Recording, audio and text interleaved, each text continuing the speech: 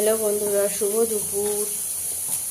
এখন গুড নুন। এরকম আমি খিচুড়ি বানিয়েছি, না গোবিন্দভোগ দিয়ে না কামিনী আতর দিয়ে। আমরা যে হাবড়ার মিনিকেটটা খাই সেই মিনিকেটটা দিয়ে এই যে খিচুড়ি দাদা তাই সবই দিয়েছি, পাঁচফোড়ন, আদা, তেজপাতা, টমেটো সবই দিয়েছি। দেখতে পাচ্ছ ধোঁয়া উঠছে, পুরো বড় কড়াই এক কড়াই খিচুড়ি। এর সাথে হচ্ছে বেগুন ভাজা, তার সাথে হচ্ছে পাঁচমিশালি তরকারি, আলু, পটল, কুমড়ো, ফুলকপি, গাজর।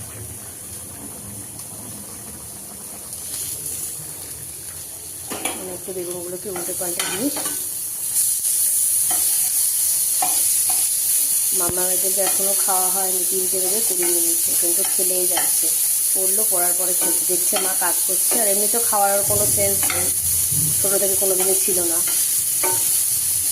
ঘুমাচ্ছে তো ঘুমাচ্ছে, খেলছে তো খেলছে, যখন যেটা করে তার মধ্যে একদম ডুবে যায়।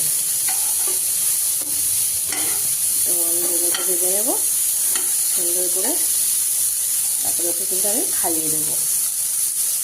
আমার কিছু কাজ বাকি রয়েছে, তো কাজ আমি করছি।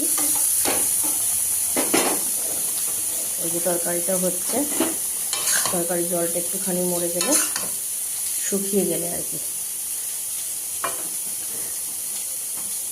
সবজিগুলো ভালো সেদ্ধ হয়ে গেছে। প্রচুর বৃষ্টি হচ্ছে,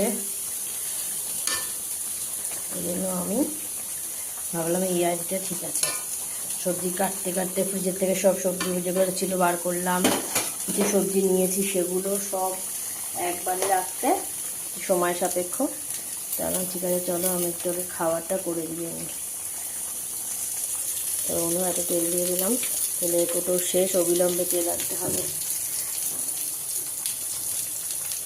তো চলো, তরকারি, বেগুন ভাজা আর খিচুড়ি কে কে খাবে চলে এসো তাড়াতাড়ি। কড়াই বেড়ে নিই, চলো।